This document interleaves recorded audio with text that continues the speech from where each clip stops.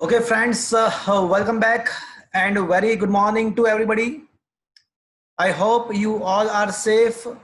Your family members, your relative, your parents, your friends, all are safe. And I hope you are enjoying this new era and this new way of learning. Friends, we are discussing chapter number 2, units and measurement. That is the chapter. And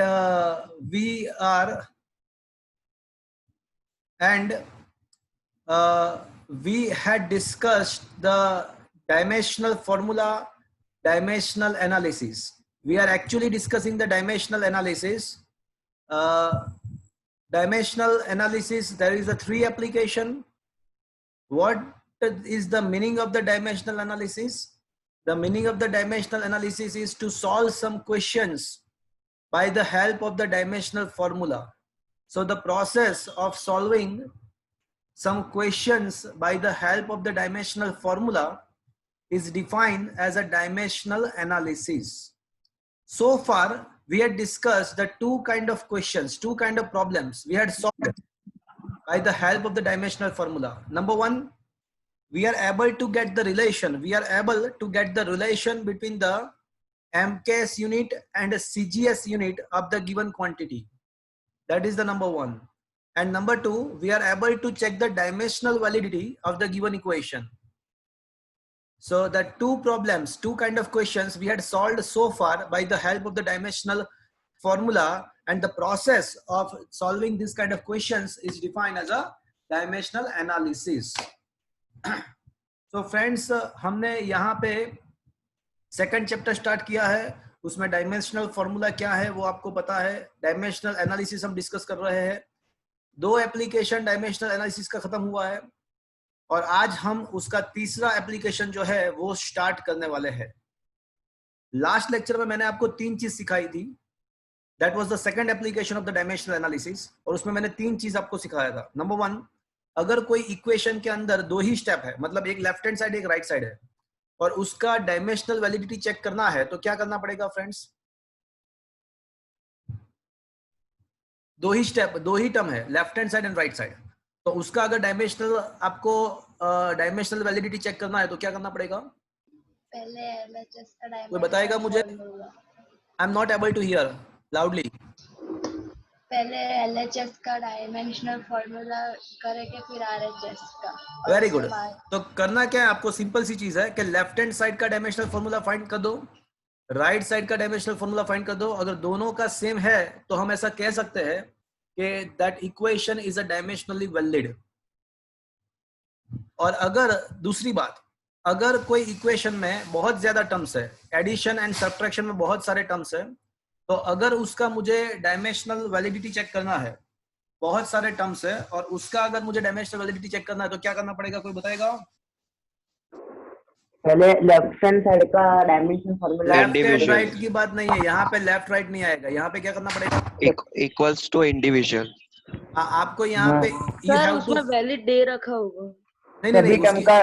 सभी term का validity equally check करने, equality. हाँ, अगर आपको equation में बहुत सारे term दिए हुए हैं और अगर उसका डायमेंशनल वैलिडिटी चेक करना है तो आपको क्या करना पड़ेगा कि आपको you have to find the dimensional formula of each and every term which is given in the equation. जितने भी टर्म्स दिए हुए हैं वो सारे का डायमेंशनल फॉर्मूला फाइंड करना है. अगर सारे का डायमेंशनल फॉर्मूला सेम होता है, वो सारे टर्म्स का डायमेंशनल फॉर्मूला सेम होता है, तो ही हम उसको कह सकते हैं कि वो डायमेंशनली करेक्ट है. और तीसरी बात, तो प्रेरक अभी वो थर्ड चीज अभी आती है. वो थर्ड थिंग इज नाउ, ऐसा भी दिया हो सकता है कि आपको ऑलरेडी प्रोवाइड किया हुआ है कि वो इक्वेशन डायमेंशनली वैलिड है, हुआ है कि डायमेंशनली वैलिड है, और उसके बेस पे आपको फाइंड करना होता है कि कुछ कांस्टेंट या वेरिएबल आपको दिया होगा तो उसका डायमेंशनल फॉर्मूला आपको फाइंड करना होता है. तो ये 3 चीज मैंने आपको सिखाई थी. मैं बहुत ही इंपॉर्टेंट आज जो है वो मैं बहुत ही इंपॉर्टेंट क्वेश्चन सॉल्व करवाने वाला हूं. डायमेंशनल फॉर्मूला का जो मेन क्वेश्चन है वो आज हम सॉल्व करने वाले हैं. क्या फ्रेंड्स आपके मोबाइल के अंदर आपके मोबाइल के अंदर ये ब्लैंक पे जा रहा है? Yes. Yes, sir. Yes, sir. अच्छा, who was absent in the last lecture? Last lecture में कौन एब्सेंट था?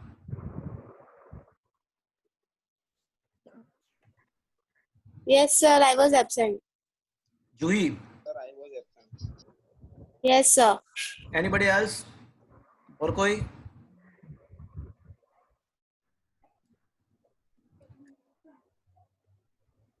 ओके,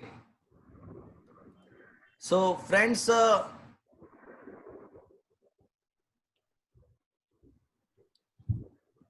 ओके,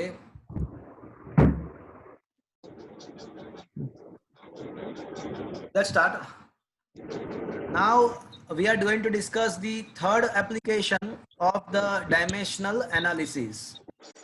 Dimensional analysis का third application अभी हम डिस्कस करने वाले हैं, and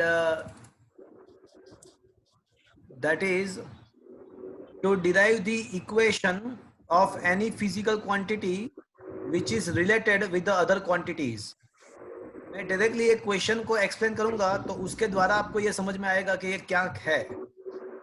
वैसे थर्ड एप्लीकेशन, हाँ आपका माइक म्यूट कर दीजिएगा, आपका वहां से जो माइक किसी का आवाज आ रहा है मुझे, तो please make your microphone in mute state. Okay, तो थर्ड एप्लीकेशन हम अभी डिस्कस करने वाले हैं. मैं डायरेक्टली एक क्वेश्चन लूंगा तो उसके बेस पे आपको पता चलेगा कि एक एप्लीकेशन क्या है. बहुत ही इंपॉर्टेंट क्वेश्चन है, बहुत ही इंपॉर्टेंट एप्लीकेशन है most of the competitive examination में. देखो ये जो चैप्टर है ना, उसमें से एक क्वेश्चन जेडब्ल्यू में, एक क्वेश्चन नीट में आता ही आता है. एंड 90% प्रोबेबिलिटी अब जो मैं करवाने वाला हूँ, जो टॉपिक अभी मैं करवाने वाला हूँ, उसके बेस पे कॉम्पिटिटिव एग्जामिनेशंस में क्वेश्चन आने का प्रोबेबिलिटी 90% है.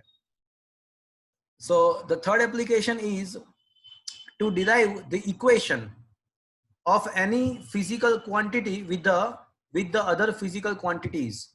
मतलब क्वेश्चन ऐसा होगा कि क्या बोल क्या रहे ये सर. तो अभी मैं एक क्वेश्चन आपको सिखाऊंगा, एक क्वेश्चन मैं अभी आपको डिस्कस करूंगा, तो उसके द्वारा आपको सारा चीज क्लियर हो जाएगा. तो जो क्वेश्चन है वो इस टाइप का होगा.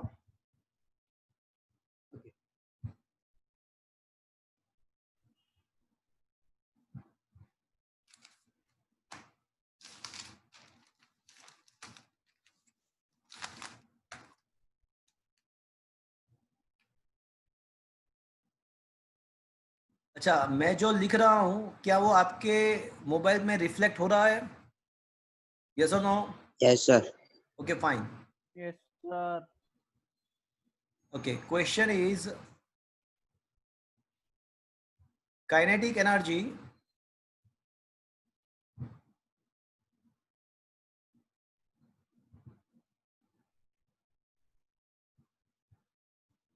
is depends on mass m and speed v.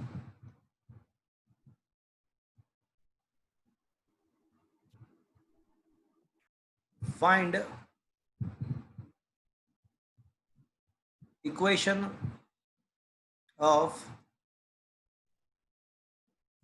equation of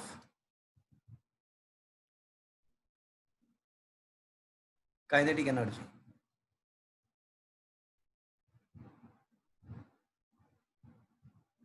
It will be given to you that take a constant as a half. Constant half लेना है, ऐसा दिया गया होगा.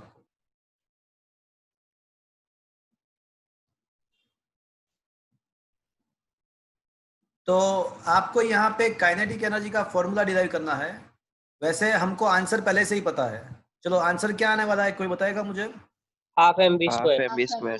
Half mb square. तो इसी वजह से आपको पता है, ऐसा ही क्वेश्चन अभी मैंने लिया हुआ है, तो इसका तो पहले से आपको आंसर पता है. But how to solve this kind of question, ये कैसे सॉल्व करना है, तो वो मैं आपको बता रहा हूं. देखो, सबसे पहला स्टेप, आपको काइनेटिक एनर्जी दिया हुआ मास के ऊपर एंड वेलोसिटी के स्पीड के ऊपर डिपेंडेंट है. तो आपको अज्यूम करना है, assume that काइनेटिक एनर्जी उसको के बोलते हैं, तो उसका किसके साथ रिलेशन दिया हुआ है? तो मास के साथ एंड स्पीड के साथ। बट वो क्या रिलेशन है वो अभी हम भूल जाते हैं। हम ऐसा सोचते हैं कि हमको पता नहीं है, वो डिराइव करना है। मतलब हाफ mv² आपको पता है, बट भूल जाओ कि आपको पता है, भूल जाओ कि आपको पता है। तो अज्यूम करते हैं कि काइनेटिक एनर्जी वो मास के a पावर पे एंड वेलोसिटी के b पावर, स्पीड के b पावर पे डिपेंडेंट है। मतलब अगर ये प्रोपोर्शनलिटी कांस्टेंट यहाँ से प्रोपोर्शनलिटी साइन निकाल देंगे तो कांस्टेंट यहाँ पे k रखते हैं, mass power a velocity power b। Equation a, let is assumed to be a equation capital A, where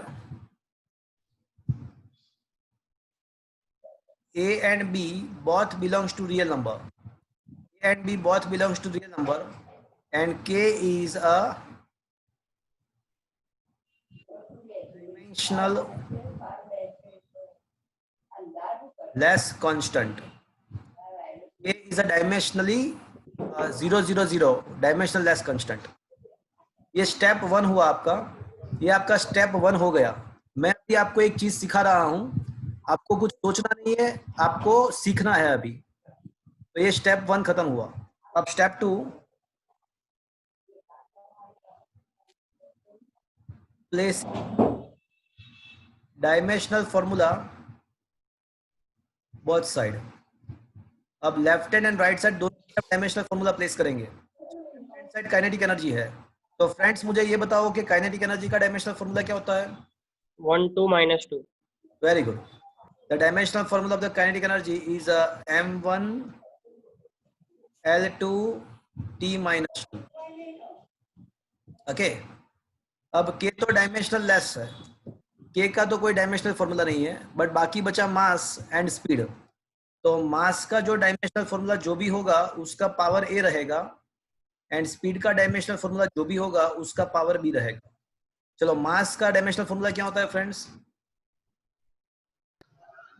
m1 m1। चलो, स्पीड का क्या होता है? L1 T - 1. L1 -1 L1 T minus 1। तो dimensional formula of a speed is equals to m1 T minus 1। Okay, ये step 2 खत्म हुआ, ये स्टेप 2 खत्म हुआ। अब step 3, step number 3, comparing power both the side. दोनों साइड के पावर को कंपेयर करेंगे। देखो, यहाँ पे मास का 1 पावर है एंड राइट साइड में मास का 1 का a, मतलब मास का 1 का a हुआ, मतलब क्या हुआ? मास का कितना पावर होगा राइट साइड? मास का कितना होगा? अच्छा, आवाज नहीं आ रही। एक स्टेप मैं यहाँ पे बढ़ा रहा हूँ, एक स्टेप मैं यहाँ पे ऐड कर रहा हूँ। क्या मेरी आवाज आपके तरफ क्लियरली आ रहा है? Yes sir. Yes, sir. Okay, so step में यहाँ पे अभी ऐड करता हूँ। नेक्स्ट क्वेश्चन में ये जो स्टेप है उसको निकाल दूंगा, इसको कट कर दूंगा। m power a, l power b, t power -1, तो -b हो जाएगा। Is that clear? यस चलो, सर। अभी दोनों साइड के पावर कंपेयर करते हैं। तो पावर दोनों साइड के कंपेयर करते हैं।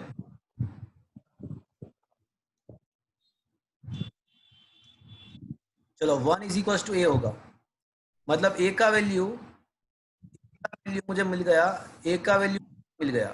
चलो, एक का काम खत्म हो गया।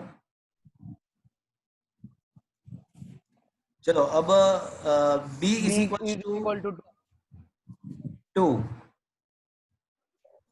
तो इसका मतलब ऐसा हुआ कि दोनों दूसरे l का पावर कंपेयर किया तो b इक्वल टू 2 मिल गया। का भी आंसर आ गया, b का भी आंसर आ गया। तो कंपेयर करने की जरूरत ही नहीं है, बिकॉज a एंड b दोनों का वैल्यू मुझे मिल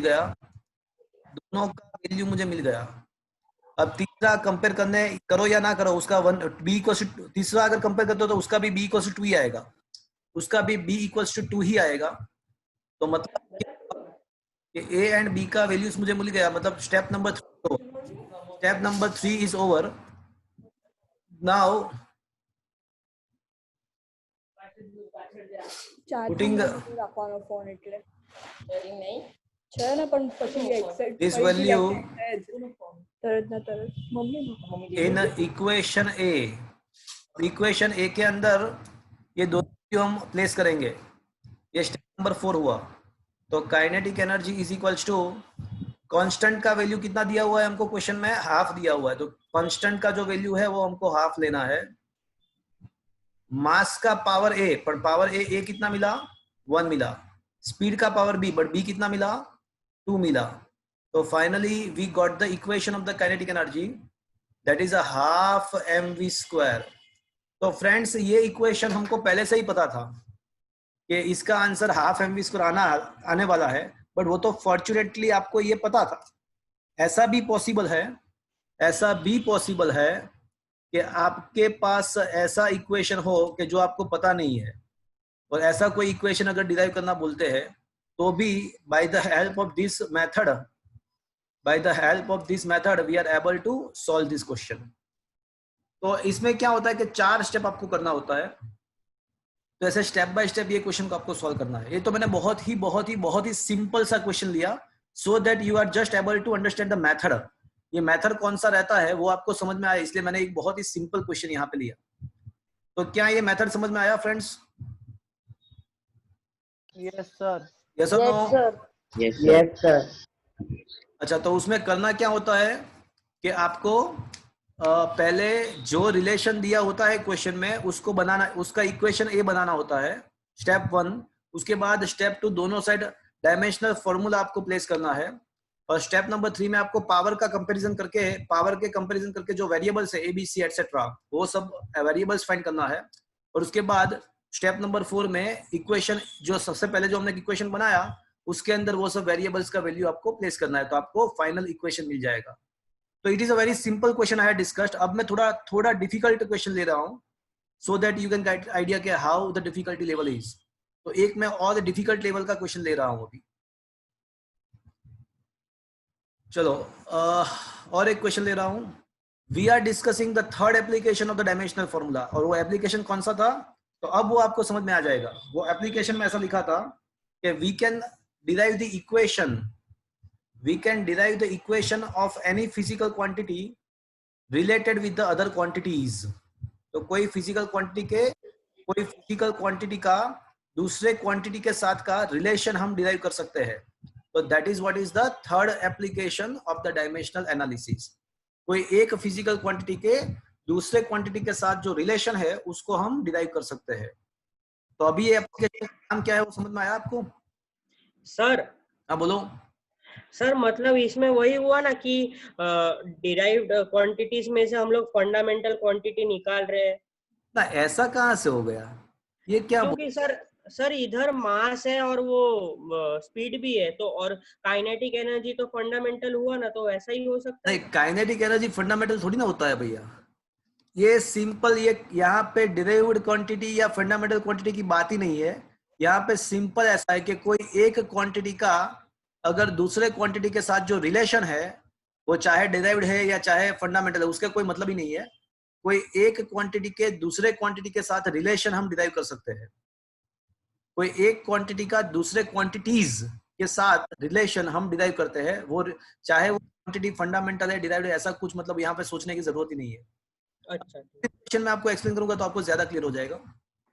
सर हाँ बोलो। अगर फॉर्मूला पता ना हो तो फिर लिखने में फिर प्रॉब्लम हो गई तो नहीं मिस्टेक होगा होगी। ना, वही तो बात है कि वही तो चीज है, वही तो सीखना है। यहाँ पे पता हो तो क्या मजा आएगा, नहीं पता हो तो ही मजा आएगा ना। तो इसीलिए तो मैं अभी दूसरा क्वेश्चन लेने वाला हूँ, मैं। वो नहीं पता है ऐसे ही क्वेश्चन आपको एग्जाम में पूछेंगे, पता है ऐसे क्वेश्चन तो पूछेंगे नहीं। ये तो मैंने आपको खाली इसका मेथड समझ में आए इसलिए मैंने ये सिंपल सा क्वेश्चन लिया।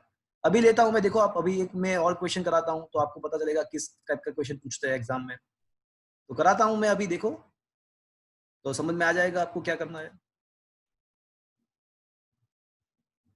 Okay,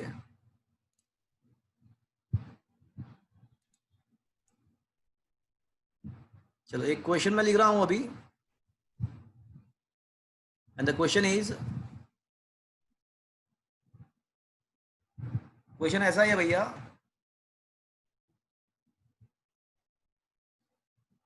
force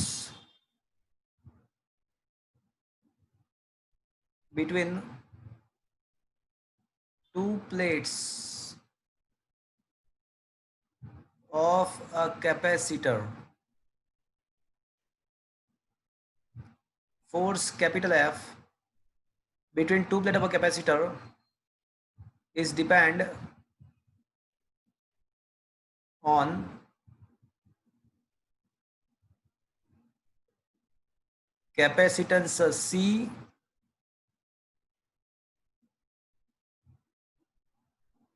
potential difference V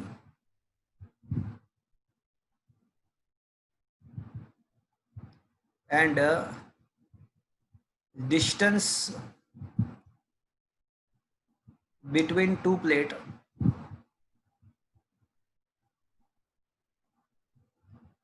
D. Find equation of force. यहां पे मुझे फोर्स का इक्वेशन फाइंड करना है और दिया हुआ है take a constant is equals to half. Constant को आपको हाफ लेना है, वो आपको दिया होगा कि कांस्टेंट क्या लेना है, वो आपको क्वेश्चन में ही देंगे कि आपको कांस्टेंट क्या लेना है। सो ये है आपका क्वेश्चन। अब इसका तो कुछ पता ही नहीं है हमको। परमित,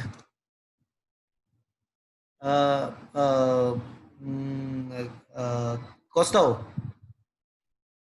यस सर। हाँ इसका तो आपका, इसको तो ये फॉर्मूला तो आपको पता ही नहीं है, हाँ सर। तो उसको कैसे लिखना है, देखते हैं कैसे लिखना है। सर जैसे काइनेटिक एनर्जी में हमने प्रोपोर्शनल का साइन डाला था, वैसे इसमें भी वैसे करेंगे। हाँ तो वही तो मेथड है, वही तो मेथड है। तो सबसे पहले हाँ। क्या करेंगे, फोर्स का वो प्रोपोर्शनलिटी का साइन हाँ डालेंगे। परफेक्ट फिर परफेक्ट। फिर हाँ देखते M हैं, का मैं बताता हूँ, मैं अभी बताता हूँ। बराबर है, आपका बात बराबर है। अज्यूम करते हैं कि फोर्स जो है वो किन किन चीज के ऊपर डिपेंडेंट है, ऐसा दिया हुआ है। तो वो डिपेंडेंट है, कैपेसिटेंस के ऊपर डिपेंडेंट है, पोटेंशियल के ऊपर डिपेंडेंट है एंड डिस्टेंस के ऊपर डिपेंडेंट है। बट कैसे डिपेंडेंट है वो पता नहीं है, तो हम अज्यूम करेंगे कि वो जो सी का जो है ना वो एक्स के पावर के ऊपर डिपेंडेंट है, वी का पावर वाई है एंड डी का जेड है। यहाँ पे मैंने पावर एबीसी क्यों नहीं लिया, in place of ABC I had written X Y Z, because वो जो कैपेसिटेंस है ना उसका सिंबल भी सी है, तो वो सी के साथ मिसगाइड ना हो, सी के साथ ये क्वेश्चन मिसगाइड ना हो, तो इसके लिए मैंने पावर को एक्स वाई जेड अज्यूम किया हुआ है।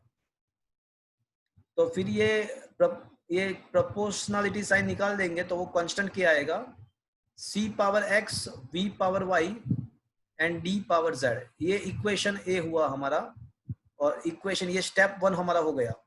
यहाँ पे X Y and Z all of them are a real number and जो के जो है वो डायमेंशनल लेस है। चलो अब स्टेप 1 खत्म हो गया। अब क्या करेंगे हम, बोलो क्या करेंगे, प्रेरक क्या करेंगे अभी। Dimensional formula. Okay, placing the dimensional formula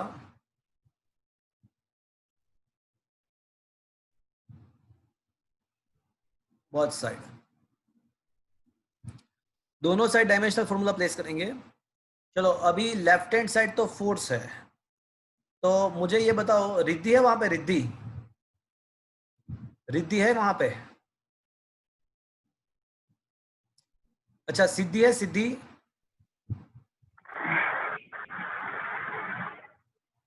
Riddhi Siddhi, अच्छा पे Hetvi,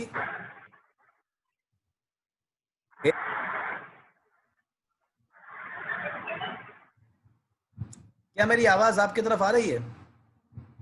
yes sir. Yes sir. Hetvi है वहां पे, हेतवी, अच्छा आदित्य है वहां पे, यस सर। आदित्य बताओ क्या करेंगे। फोर्स की डायमेंशनल फॉर्मूला हाँ वही बताओ क्या लिखना है। 112 अच्छा 11 - 2। Very good. देखो यहाँ पे एक और चीज है, एक और चीज हम करेंगे यहाँ पे। m1 l1 t-2 तो है, बट राइट साइड जो डायमेंशनल फॉर्मूला लिखने वाले हैं उसमें क्या आएगा सोचो। तो वो कैपेसिटेंस एंड पोटेंशियल डिफरेंस में तो mlt के अलावा और क्या आएगा? एम्पियर। एम्पियर। एम्पियर भी आएगा। तो लेफ्ट हैंड साइड को हम फोर्स का m1 l1 t-2 होता है, तो कंपेयर करते टाइम को हम तो a का भी पावर कंपेयर करना पड़ेगा। A0। हाँ, तो अभी यहाँ पे मैं क्या लिख दूंगा? A0 लिख दूंगा। Is that clear everybody? Right Yes, side में तो A भी आने वाला है। Yes sir. तो ये राइट साइड में तो एम्पियर भी आने वाला है, तो मैंने पहले से ही प्रोविजन ले लिया, पहले से ही मैंने उसका प्रोविजन ले लिया, तो लेफ्ट हैंड साइड में ऑटोमेटिकली एक 0 लिख दूंगा, ए का 0। देखो अब के तो डायमेंशनल लेस है, तो के तो लिखने की जरूरत नहीं है। अब सी इज अ कैपेसिटेंस, तो कैपेसिटेंस का पावर x होगा, पोटेंशियल का पावर y होगा, distance between the two plate का z होगा। चलो है कोई माइका लाल, है कोई माइका लाल जिसको कैपेसिटेंस का पता है? m-1 l-2 t4 8। अच्छा अच्छा अच्छा अच्छा, कौन बता रहा है? बोलो सर बोलू? हाँ बोलो। m-1 l-2 t4 8 2। परफेक्ट, आपने प्रिपेयर किया हुआ है, वो अच्छी बात है। अभी आपको पता चला कि आपको प्रिपेयर क्यों करना चाहिए सारे formulas. m-1 l-2 t4 a2, तो अभी आपको पता चला डायमेंशनल फॉर्मूला क्यों प्रिपेयर करना होता है। तो ये सारे क्वेश्चंस JEE के अंदर, नीट के अंदर आते हैं। तो अगर आपको डायमेंशनल फॉर्मूला पता नहीं रहते हैं तो you are not able to solve this kind of questions. चलो अभी मुझे कोई पोटेंशियल का बताएगा? सर बोलू? बोलो। m1 l1 t-3 a-1। Okay m1, फिर क्या बोले आप? m1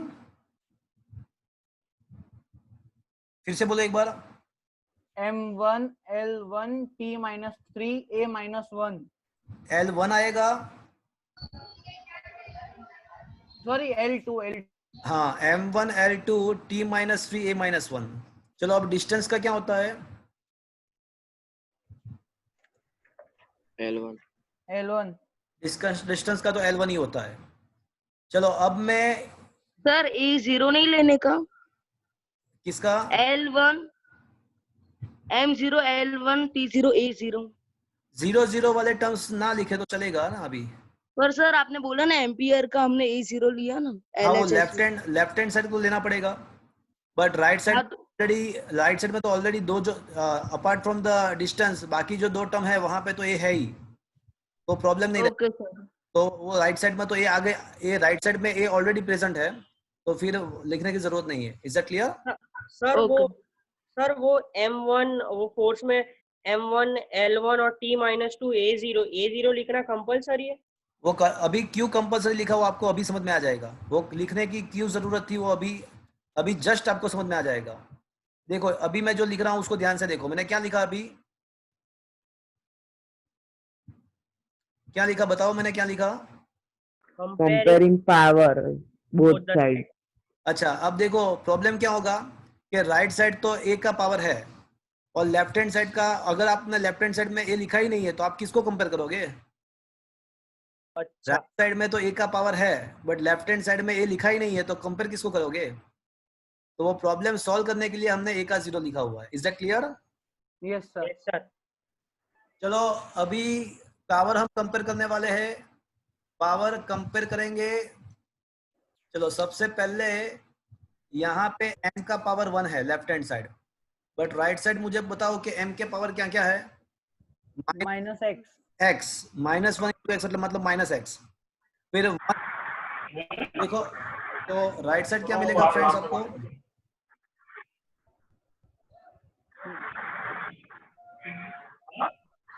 क्या फ्रेंड्स ये समझ में आया आपको? सर आवाज क्लियर नहीं आ रही है। हाँ वो किसी का माइक चालू है, तो यहाँ पे किसी का माइक चालू है ना, तो इसलिए यहाँ पे डिस्टर्ब हो रहा है। तो please make your mic in the mute state. so that you can get me clearly. अभी आ रही है आपको आवाज? हाँ सर। Okay yes sir. तो m का पावर लेफ्ट हैंड साइड 1 है, तो राइट साइड में ध्यान से देखो तो -1x फिर 1y, तो -x प्लस y। एक स्टेप मैंने यहाँ पे कैंसिल किया, तो ये ज्यादा इजी रहेगा। अब दूसरा मुझे क्या लिखना पड़ेगा, देखो दूसरा l का पावर कंपेयर करो। तो अगर l के पावर कंपेयर करते हो तो l का लेफ्ट हैंड साइड तो 1 ही है, बट राइट साइड l वाले कितने टर्म्स है? -2x -2x फिर 2y फिर और z। हाँ, तो यहाँ पे आएगा -2x plus 2y plus z। Is that clear? Yes sir. चलो और आगे बढ़ते हैं। अभी होगा पावर t का, हम यहाँ पे अभी कंपेयर करेंगे t का पावर। तो t का लेफ्ट हैंड साइड जो पावर है वो -2 है। अब राइट साइड का पावर क्या है t का, देखो तो 4x minus 3y। 3y। हाँ, तो ये होगा -4x minus 3y minus 3y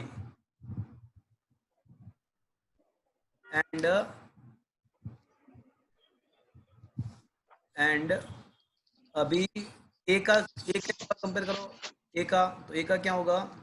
0 0 equals to 2x minus y. 2x minus minus x y. y। Is that clear friends? Yes sir. अभी पता चला आपको कि a का यहाँ पे लेफ्ट हैंड साइड 0 क्यों लिखना पड़ेगा? हाँ सर। तो ही हम पावर को कंपेयर कर पाएंगे।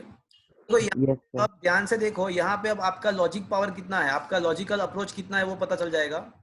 तो यहाँ पे मुझे x, y and z 3 variable निकालना है। तो we have 4 equations and we have 3 variables, so obviously we can solve. 3 variable को निकालना है, 4 इक्वेशन है, तो सॉल्व तो हो ही पाएगा। बट कोई मुझे बताएगा सबसे पहले हम क्या करें तो हमको इजी, सबसे इजी रहेगा? Yes sir. सर 1 को सब्स्टिट्यूट करने 1 और 4 के साथ। हाँ, तो यहाँ पे आपका लॉजिकल अप्रोच कैसा है वो यहाँ पे आप 8th 9th 10th स्टैंडर्ड में आपने कैसा सोचा हुआ है वो यहाँ पे मुझे पता चल जाएगा।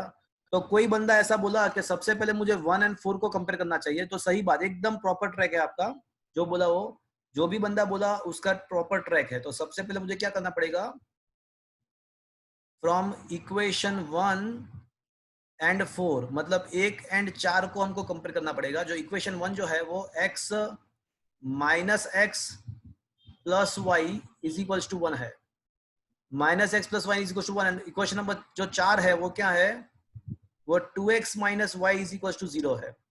This is what is the equation number 1, this is what is the equation number 4।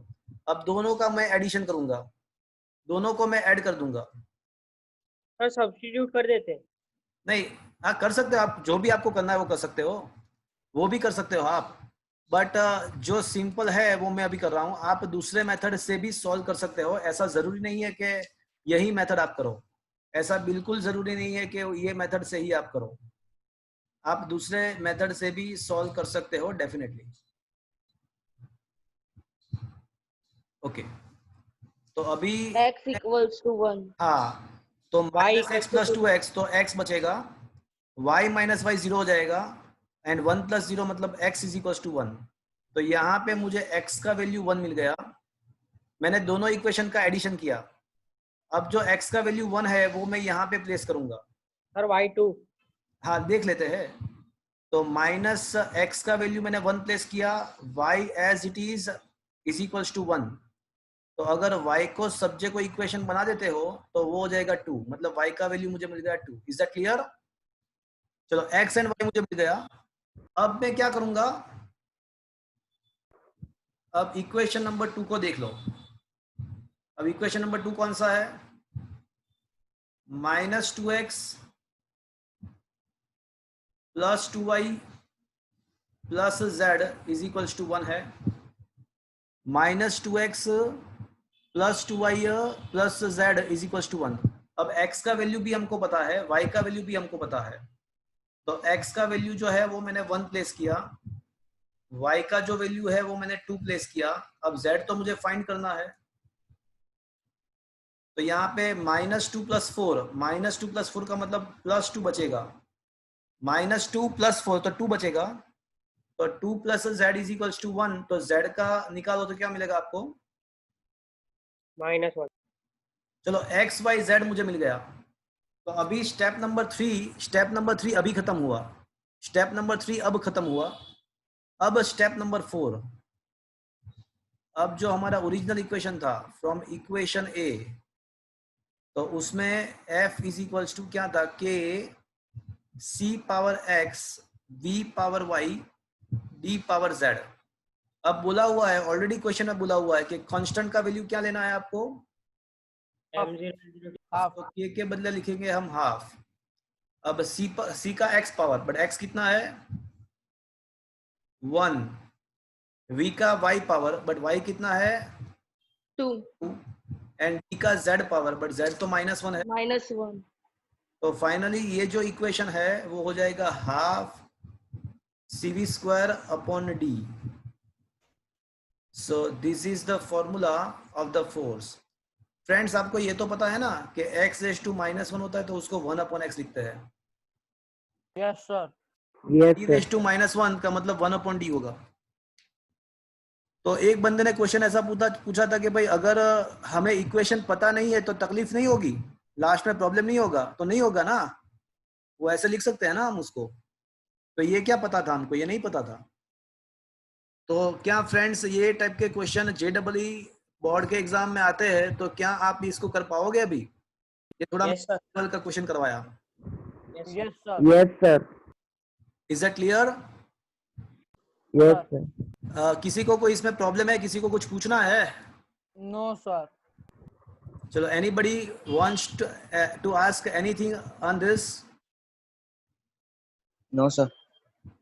Is it okay? Sir हाँ बोलो। Yes, sir. सर वो बोलो, बोलो। ऊपर वो जो इक्वेशंस दिए हुए हैं, अगर उनमें सॉल्व करने में प्रॉब्लम हुई तो जैसे 1 = -x + y, वैसा कुछ अलग? हाँ, तो ऐसा आएगा ना, तो वही तो स्किल है। वो 8th 9th 10th स्टैंडर्ड में आपने जो फ्रैक्शन वगैरह आता था ना, तो वो स्किल वहां पे डेवलप्ड होनी चाहिए। अगर नहीं है तो ट्राई करो, ऐसे बहुत सारे क्वेश्चन को प्रैक्टिस करो। वैसे मैं आपको देने वाला भी हूँ होमवर्क में, तो वो सारे क्वेश्चन अगर प्रैक्टिस करोगे तो वो स्किल ऑटोमेटिकली डेवलप होगी। वो स्किल है, वो आपको डेवलप करना होता है। तो उसके लिए क्या करना होता है? आपको प्रैक्टिस करना होता है। Yes sir. Is it okay mister costo? Yes sir. तो वो उसके लिए प्रैक्टिस के लिए मैं बहुत सारे क्वेश्चन देने वाला हूँ आपको। वैसे don't worry about that, but आपको वो करना है, सॉल्व करना है, तो ये काम हो जाएगा आपका। हाँ sir. Okay, so let us discuss one difficult question. अब मैं और एक डिफिकल्ट क्वेश्चन करवाने वाला हूँ जो JEE के अंदर 2018 या 19 में पूछा हुआ था। I am going to discuss one more difficult question. Okay, तो इसको मैं अभी रब कर रहा हूँ। वैसे मैं इसके फोटोग्राफ्स आपको भेज दूंगा व्हाट्सएप में। देखो, हमारा अभी जो स्टाइल है वो आपको समझ में आ गया ना? मैं क्या करता हूँ कि लेक्चर पूरा लेता हूँ, तो जो भी मैंने यहाँ पे क्वेश्चन करवाए होते हैं उसको मैं आपको व्हाट्सएप में भेजता हूँ as a photographs. Apart from that I also upload my videos on the YouTube. तो ये पूरा लेक्चर आपको यूट्यूब में भी मिलेगा, बट ये यूट्यूब में जो अपलोड होने की बात है वो अप टिल द 5th जून, 5 जून तक ही मैं करूंगा। उसके बाद मैं यूट्यूब में वीडियो अपलोड करने वाला नहीं हूँ। आफ्टर 5th जून उसके बाद मैं अपलोड नहीं करने वाला हूँ। तो you have to attend the lecture compulsory after that. अब एक और क्वेश्चन मैं यहाँ पे करवाने वाला हूँ, that is rather difficult than this one, and that was asked in the JEE as well. तो अभी इसको मैं निकाल रहा हूँ और क्वेश्चन में नया क्वेश्चन अभी लिखने वाला हूँ।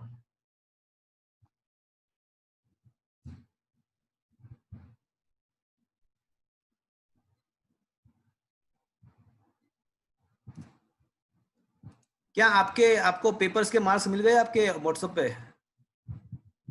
Yes sir. Yes sir. Okay fine.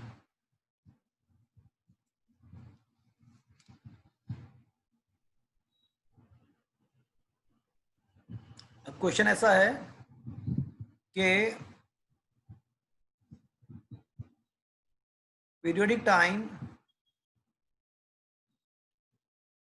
Capital T depends on E power A, P power B and rho power C.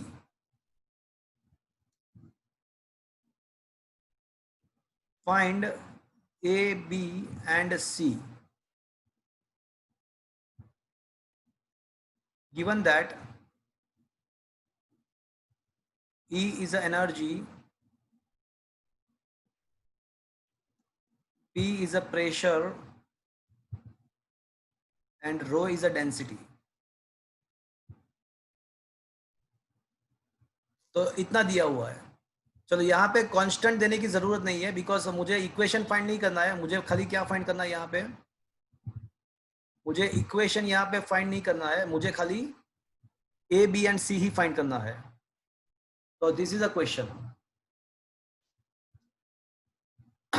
T proportional to E power A, P power B and rho density power C. तो ABC find करना है यहाँ पे.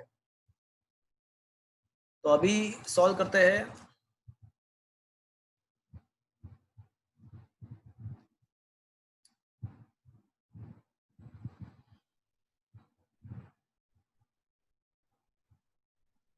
Periodic time T proportional to energy power A, pressure power B, density power C. मतलब ये अगर हम, sir इधर के लिखने की जरूरत नहीं है ना? हाँ के तो लिखना पड़ेगा, बट उसका वैल्यू डालने की जरूरत नहीं पड़ेगी. उसका जो वैल्यू है ना वो डालने की जरूरत नहीं पड़ेगी. अभी सॉल्व करने के लिए तो के लिखना पड़ेगा. सॉल्व करने के लिए तो के लिखेंगे हम.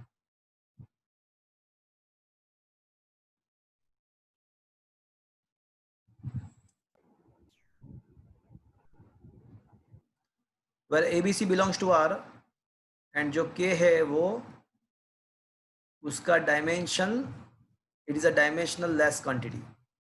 ओके चलो स्टेप 1 इज ओवर. अब क्या करेंगे हम, पीरियोडिक टाइम की प्लेसिंग डायमेंशनल फॉर्मूला लिखेंगे बोथ साइड. ओके अब पीरियोडिक टाइम का डायमेंशनल फॉर्मूला क्या होता है?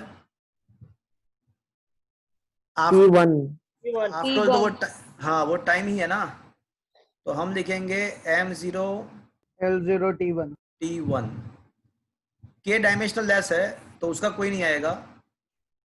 बाकी बचा एनर्जी का पावर A 1 to 2 का पावर B एंड डेंसिटी का पावर C. चलो मुझे बताओ एनर्जी का क्या होता है? 1 to 2. देखो अब आपको समझ में आया why to prepare the dimensional formula. Dimensional formula prepare करने का जरूरत क्या है? अगर वो डायमेंशनल फॉर्मूला आपको पता है तो ही आप इस टाइप के क्वेश्चन को सॉल्व कर पाओगे. डायमेंशनल फॉर्मूला अगर आपको पता है तो ही आप इस टाइप के क्वेश्चन को सॉल्व कर पाओगे. चलो अब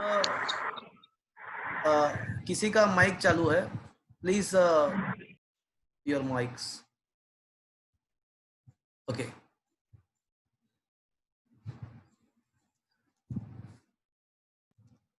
ओके बोलो.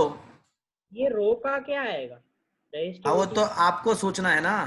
पहले प्रेशर का लिख देते हैं, उसके बाद रो सोचते हैं. चलो प्रेशर का क्या आएगा? 1 M1 L minus 1 T minus 2.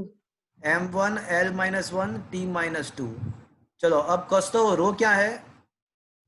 Resistivity नहीं लिखा नहीं वो आप क्यों सोच रहे हो? रो क्या है वो आपको क्या सोचने की जरूरत है, वो दिया हुआ है. अच्छा सर सॉरी. डेंसिटी है, तो डेंसिटी का क्या होता है? डेंसिटी का क्या होता है? G पर M1 L minus 3. हाँ M1 L minus 3 T0. T0 ना लिखे तो भी चलेगा. चलो ये स्टेप 2 खत्म हुआ. अब स्टेप 2 खत्म हो गया तो अब हम क्या करेंगे? Comparing powers.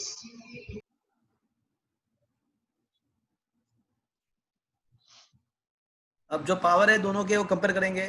तो लेफ्ट हैंड साइड 0 आएगा, m का power 0, but right side m का power a 1a plus b. तो क्या लिखेंगे हम? a plus b a plus b plus c. m1 power a, m1 power b, m1 power c, तो a plus b plus c आएगा। चलो इसको हम बोलेंगे इक्वेशन नंबर रोमन 1। अब मुझे ये बताओ कि l का तो 0 है लेफ्ट हैंड साइड, तो राइट साइड l का क्या है? 2a 2a minus b plus b minus minus 3c. 3c। हाँ, तो ये हो जाएगा 2a minus b 3c. c। चलो अब टाइम का पावर लेफ्ट हैंड साइड 1 है, अब राइट साइड टाइम का पावर क्या है?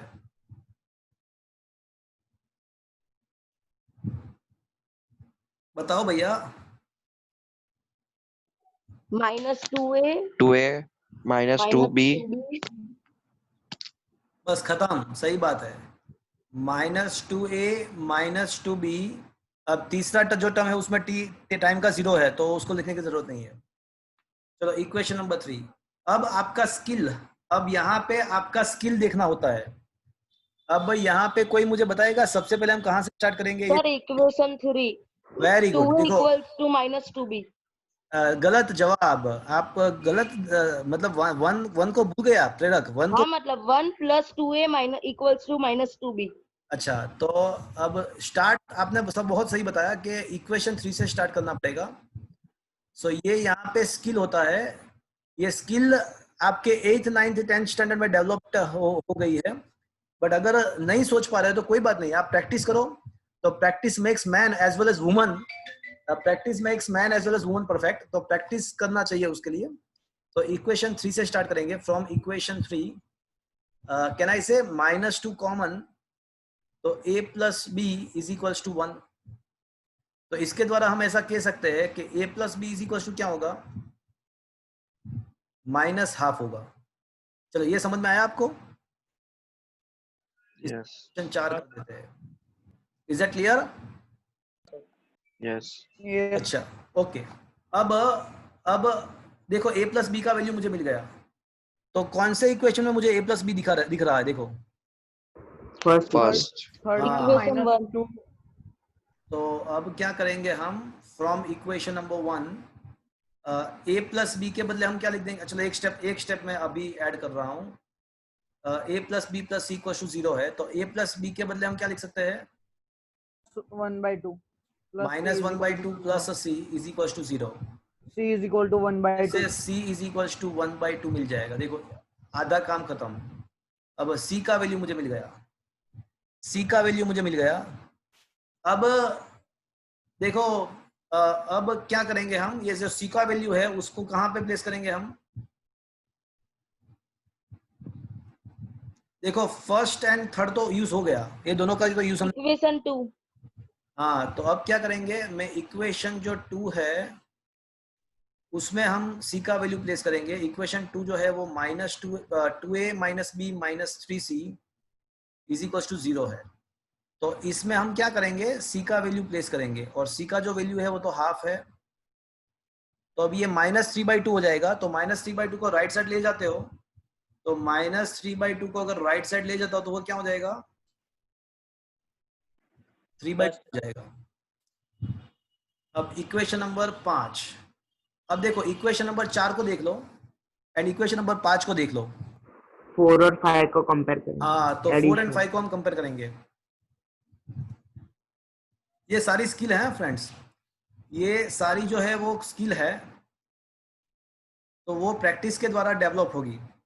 तो नाउ फ्रॉम 4 एंड 5, तो 4 जो है वो a plus B is equals to -½ है, एंड 5 जो है वो 2a minus B is equals to 3/2 है। अब उन दोनों का एडिशन करते हैं, इन दोनों का एडिशन कर दो, तो a प्लस 2a मतलब 3a हो जाएगा, plus b minus b cancel हो जाएगा, बाकी बचेगा -½ प्लस 3/2। तो ये -½ प्लस 3/2 को अगर सिंप्लीफाई करते हो तो क्या आएगा इसका? 1 आएगा। 2/2 मतलब 1/3. 1/3 हो गया। हाँ, एक ही तो वैल्यू। इसके द्वारा हमको ऐसा पता चल गया कि a का वैल्यू जो होता है वो 1/3 होना चाहिए। चलो मुझे c मिल गया, a मिल गया। अब हम चाहे इक्वेशन 4 भी यूज कर सकते हैं या 5 भी यूज कर सकते हैं, जैसा आपका मर्जी। तो हम 4 का यूज करते हैं फ्रॉम इक्वेशन नंबर 4। इक्वेशन 4 से जो तो a plus B is equals to minus half है। अब a का वैल्यू तो 1/3 है, तो 1/3 plus B is equals to minus half. तो b का वैल्यू जो होगा वो -1/3 -1/2, -1/3 राइट साइड जाएगा तो -1/3 हो जाएगा। तो इसका अगर एलसीएम लेते हैं, एलसीएम तो -2 -3 मतलब -5/6 होगा। तो जो b का वैल्यू है वो -5/6 होगा। तो ये क्वेश्चन JEE में पूछा था, ऐसा पूछा था कि ABC क्या है। तो क्या फ्रेंड्स आपको इस टाइप के क्वेश्चंस थोड़ा मतलब प्रैक्टिस तो करना रहेगा, थोड़ा स्किल आपको अप्लाई करना पड़ेगा, but are you able to solve that kind of questions? Yes, sir. Yes, sir. Yes, sir. ये एक और डिफिकल्टी लेवल मैंने बढ़ा दिया, तो क्या ये समझ में आया फ्रेंड्स आपको? Yes, sir. Yes, sir. Okay कुछ और क्वेश्चन मैं अभी आपको सॉल्व करवा रहा हूँ यहाँ पे इसी मेथड पे। मतलब ये जो है ना वो बहुत ही कॉम्पिटिटिव एग्जामिनेशंस में इसके बेस पे क्वेश्चन आते ही आते हैं। नीट में तो 100%, नीट में ऑलवेज एक क्वेश्चन इसके बेस पे आता है नीट के एग्जाम में, और JEE में कभी कभार इस टाइप के क्वेश्चन पूछे जाते हैं। तो क्या फ्रेंड्स ये आपको समझ में आ रहा है ये पूरा मेथड? Yes, sir. ओके अभी एक क्वेश्चन और मैं डिस्कस कर रहा हूँ, तो आप साथ में सोचना, ट्राई करना क्या होता है यहाँ पे देखना।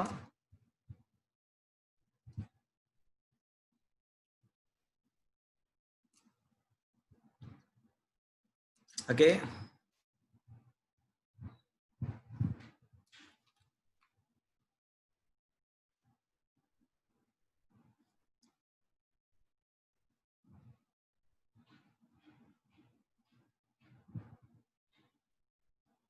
इसका आंसर आपको पहले से पता है, इसका आंसर आपको पहले से पता है।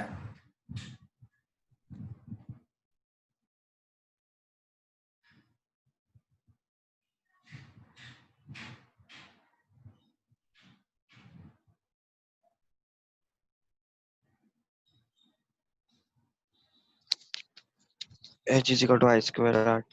I square RT. इसको पहले से आपको पता है, बट आप अब हम क्या करेंगे, उसको प्रूव करेंगे, उसको प्रूव करेंगे। इस depend on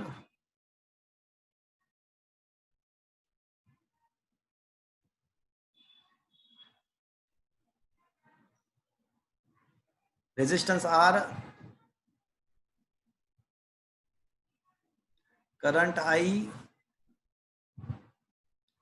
and time T।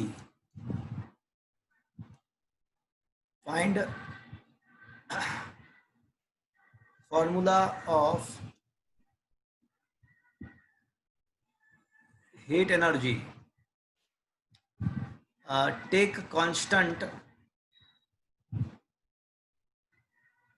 is equals to 1। यहाँ पे constant 1 लेना है।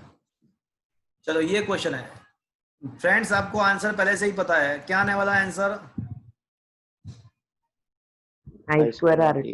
हाँ, बट देखते हैं कि हम ला पा रहे हैं या नहीं ला पा रहे हैं। अब देख लेते हैं कि क्या आंसर आ रहा है या नहीं आ रहा है। Okay suppose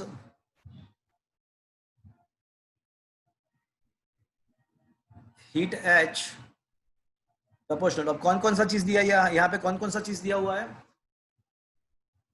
Resistance, current, time. R, I and T दिया हुआ है। तो हम सपोज करेंगे कि R का पावर A है, I का पावर B है, T का पावर C है।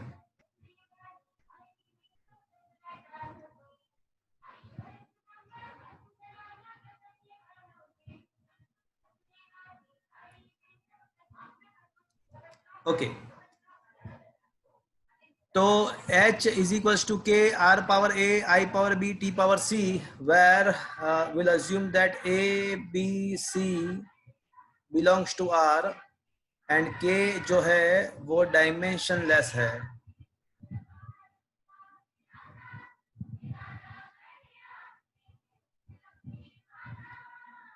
ओके चलो अब ये स्टेप 1 खत्म हुआ। अब हम क्या करेंगे बोलो? Dimension formula of H and I placing RT. Dimensional formula, या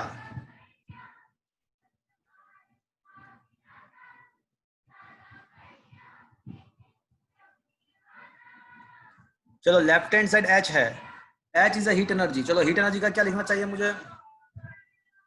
1 2 minus 2 1 1 minus 2 नहीं, फिर से बोलो। 1 2 2 minus 2 energy, last T. Energy 2 का होता minus है 2 हाँ, बट एक प्रॉब्लम है। तो हम क्या करेंगे प्रॉब्लम को सॉल्व करने के लिए? राइट साइड रेजिस्टेंस भी है, करंट भी है, A 0 कर देंगे। हाँ, एंड टाइम भी है। तो यहाँ पे क्या करेंगे हम? A को 0 कर देंगे। Is that clear everybody? yes sir sir R resistance का का क्या लिखे? वो रेजिस्टेंस, वो क्या लिखना है वो मुझे क्यों पूछ रहे हो? वो आप खुद सोचो, मुझे क्यों पूछ रहे हो? क्या है आर? है क्या वहां पे? देखो आर क्या है। रेजिस्टेंस हाँ, तो रेजिस्टेंस का क्या होना चाहिए? R is equal M1 L minus 2 T minus तो 3 minus भैया 2. वो आपको प्रिपेयर करना था, वो आर का आपको प्रिपेयर m1 करना था। l2 t minus 3 a1 नहीं सर, पर राइट साइड में मतलब लेफ्ट साइड में क्या लिखे? ये तो क्या बोल रहे हो? क्या बोल रहे हो? तो लेफ्ट साइड में क्या लिखे? जैसे ए का पावर 0 लिखा तो आर की जगह पे सॉरी क्या बोल रहे हो आप? आपको ये समझ में आया अभी मैंने क्या लिखा? Is it clear now? हाँ सर। तो H का लिख दिया। अब R, अब किसका बारी बाकी है? अब बाकी है I का। तो I का क्या लिखेंगे? I से करंट, A1 करंट का आएगा ओनली A1। अब T का टाइम, तो टाइम का क्या आएगा? t1 T1 only. कस्तो समझ में आया पूरा चीज? हाँ सर। ओके, अब क्या करेंगे? Step number 3। अब क्या करेंगे?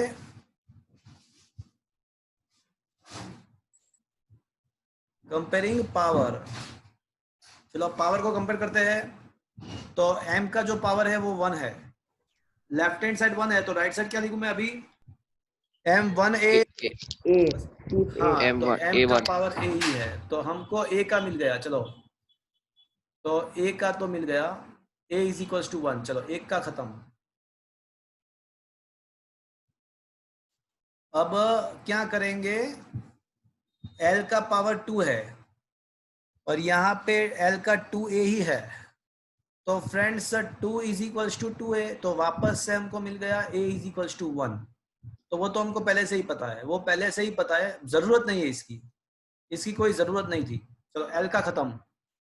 अब T का पावर कंपेयर करो, तो T का पावर क्या आएगा? लेफ्ट हैंड साइड तो T का पावर -2 है, minus 2 बट राइट साइड क्या आएगा देखो तो? minus 3A -2A नहीं, -3A -3A plus फिर C plus C plus C. हाँ, -3A plus C। But friends A का तो क्या है? A का तो A का जो है वो तो 1 है, तो -3 एंड A का जो है वो 1 है प्लस C।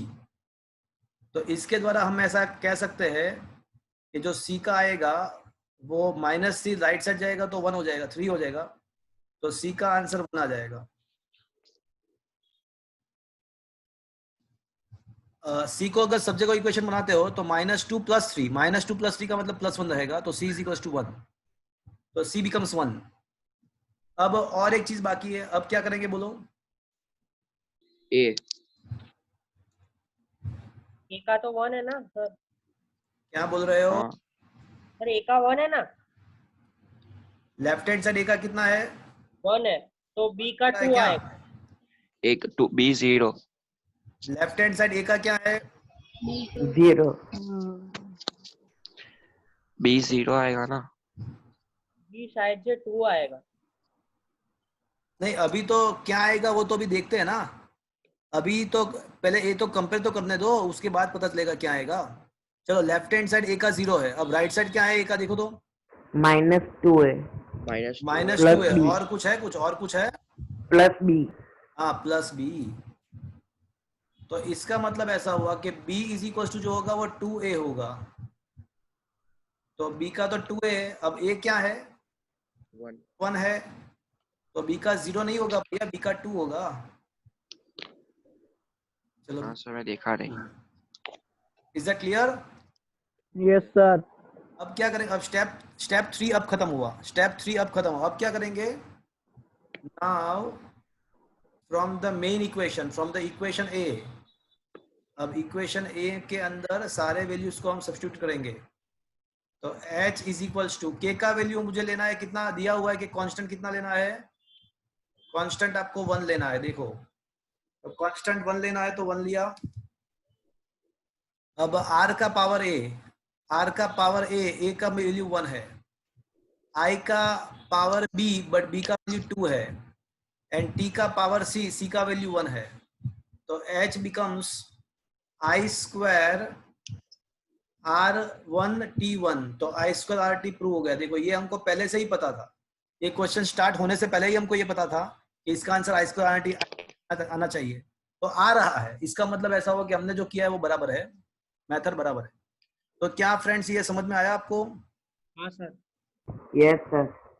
तो क्या मैं इस टाइप के बहुत सारे क्वेश्चन 10-12 क्वेश्चन अगर आपको देता हूं तो क्या आप वो सॉल्व कर पाओगे? Yes sir. यस और मजा भी आना चाहिए ना, उसमें मजा भी आना चाहिए आपको। Yes, sir. ये सॉल्व भी करोगे आप, और उसको मतलब आप देखो फिजिक्स को एज ए सब्जेक्ट मत देखो, वो आप आपके मतलब एक टाइप का आप गेम खेल रहे हैं ऐसा सोचो। जैसे वीडियो गेम में कैसा होता है कि लेवल 1 खत्म होने के बाद लेवल 2 आता है, तो ये इसी टाइप का है। मतलब एक लॉजिकल अप्रोच से पहले थोड़ा सिंपल लॉजिकल अप्रोच का क्वेश्चन सॉल्व करो, उसके बाद ग्रेजुअली हाई लेवल के क्वेश्चन सॉल्व करते जाओ तो मजा आएगा। मतलब ये मजा लेने की चीज है, और उसको मजा लेते आप पढ़ोगे तो बहुत ही आपको मतलब फिजिक्स बहुत ही इजी हो जाएगा आपके लिए। तो आपको इस हिसाब से फिजिक्स को पढ़ना है।